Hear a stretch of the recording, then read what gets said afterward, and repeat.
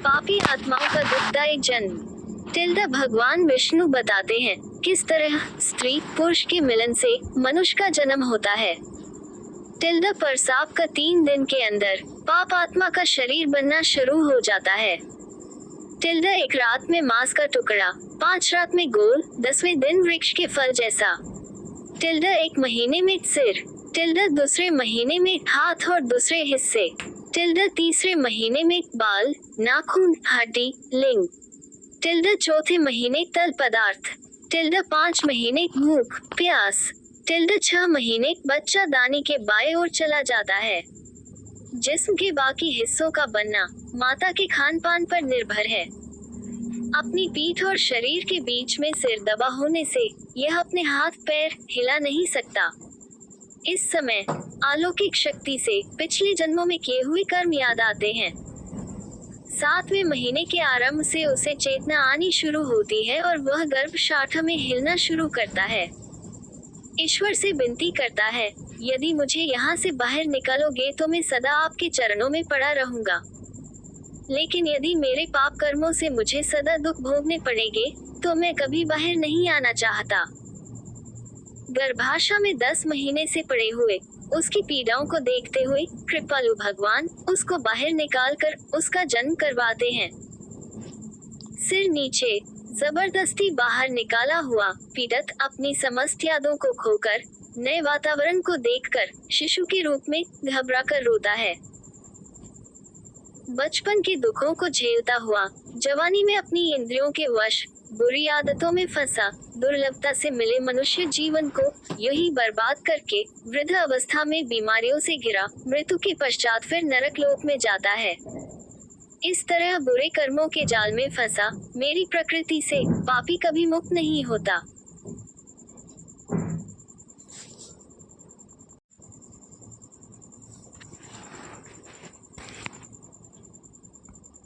पापों का विवरण जो नरक में ले जाते हैं।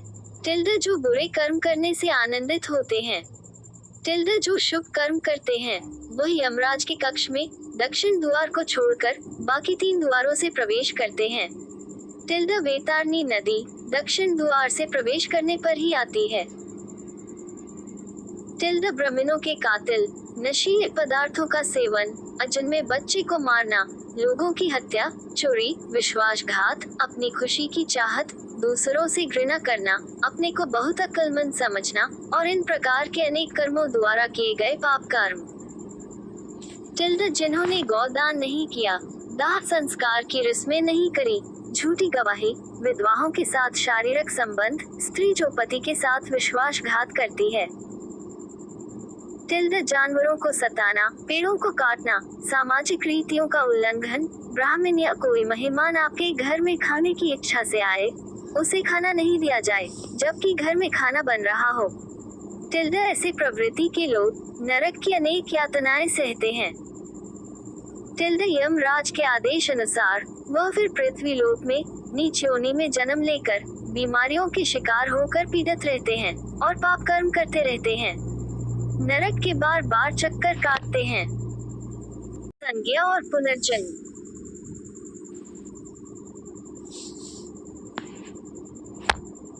गौ हत्या, कुबड़ा स्त्री हत्या, पेट गिराना, बीमारियों से लिप्त वैध संबंध, हिजड़ा, दूसरों को दिए बिना मिठाई खाना, सूजी गर्दन, श्राद्ध में अशुद्ध पकवान, फ्लेहरी वेद शास्त्रों का विरोध, पीलिया पुस्तक चुराना, अंधा ब्राह्मण, गौ को पैर मारना, लंगड़ा, झूठ बोलना, हकलाना, जहर देना, पागल खाना चुराना, चूहा सब्जी चुराना, मोर धातु चुराना, गरीबी, नमक चुराना, चींटी, फल फूल पान चुराना, जंगली बंदर, जूते, कपास चुराना, भेद, बकरी शिकार करना, कसाई के घर बकरी जहर पान करके मृत्यु, काला नाग बगल में छुरी, मुंह में राम राम, ब्राह्मण सारस, मित्र को धोखा, ईद बिक्री में धोखा, उल्लू, माता पिता से झगड़ा, पेट में ही मर जाना, स्त्री जो सास ससुर को गाली दे, चौक पति को बुरा भला कहना, जू धोखे से ब्राह्मण की संपत्ति, हद अपना 7 पीढ़ियों तक नुकसान दी हुई वस्तु को फिर से मुफ्त में वापस ले लेना, घोर नरक में जाना।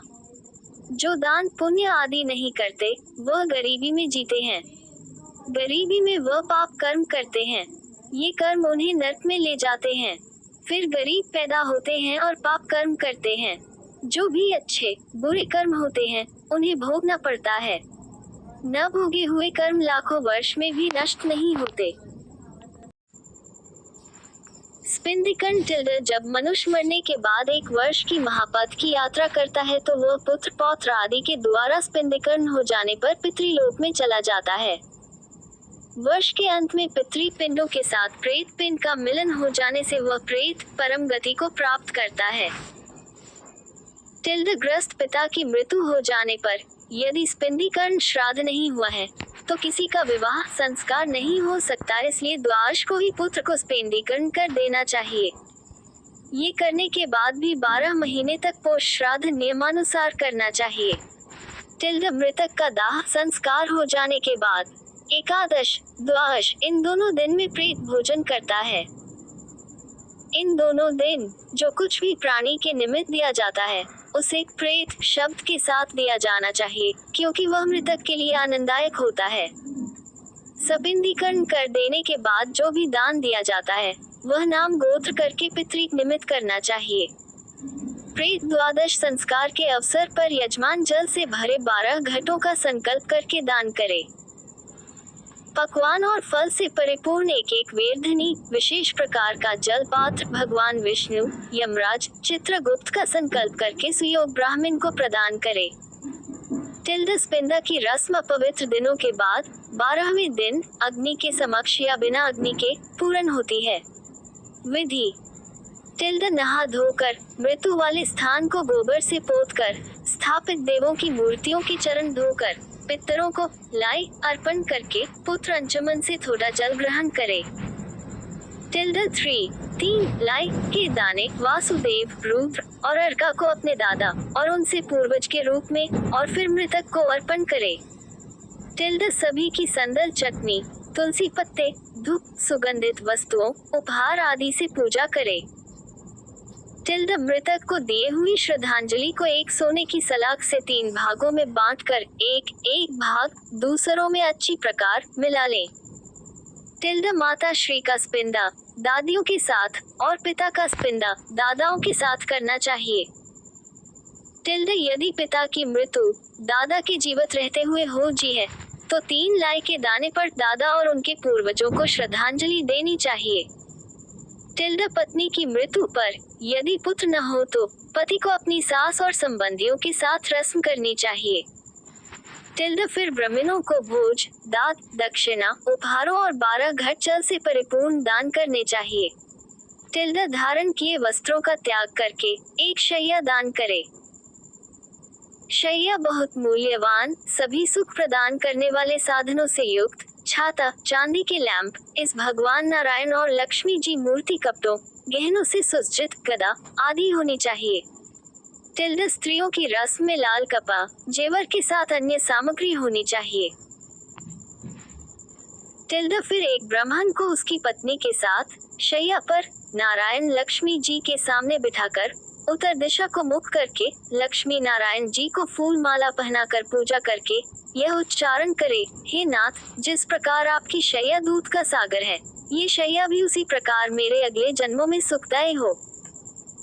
ब्राह्मण और प्रभु को पुष्पांजलि देते हुए ब्राह्मण को संबोधित करके, हे ब्राह्मण देवता, इसको स्वीकार करें कहकर शैया दान करे। उस शैया पर विराजमान सभी को 3 बार झूला दे। शैया के चारों ओर चक्कर काटकर सबसे विदाई ले। टिल्डर शैया दान की रस्म पूरी हो जाने के बाद 13 पद दान की रस्में, जिसमें एक छाता, चप्पल, कपड़े, अंगूठी, जल का मटका, कुशा, 5 बर्तन, ये 7 प्रकार के पद, इनके साथ एक लकड़ी का डंडा, तांबे का बर्तन, कच्चे चावल, जनेऊ और खाने की सामग्री 13 ब्राह्मणों को 12वें दिन दान करने से दिवंगत आत्मा को शांति मिलती है। टिल्डर स्पिंदा रस्म करने के बाद वार्षिक श्राद्ध से पहले हर मास 1 लोटा जल के साथ लाई का दान करते रहना चाहिए। टिल्डर स्पिंदा मासिक और वार्षिक श्राद्ध संक्रांत में नहीं करने चाहिए। यदि वर्ष में 13 महीने आते हैं तो वार्षिक श्राद्ध 13वें महीने में होना चाहिए। टिल्डर जब संक्रांत नहीं है, लाई की आवश्यकता नहीं होती, केवल संक्रांत में आवश्यकता होती है। टिल्डर वार्षिक श्राद्ध के उपरांत सदा ही 3 श्रद्धांजलियां देनी चाहिए। एक श्रद्धांजलि पूर्वजों के लिए घातक होती है। गया में श्राद्ध पूर्वजों के लिए मुक्तिदायक होता है। मनुष्य को प्रयत्नशील होना चाहिए कि वह अपनी ओर से पूर्वजों की भलाई हर प्रकार से करे। इससे वह इस लोक में ही नहीं, परलोक में भी आनंदित रहेगा।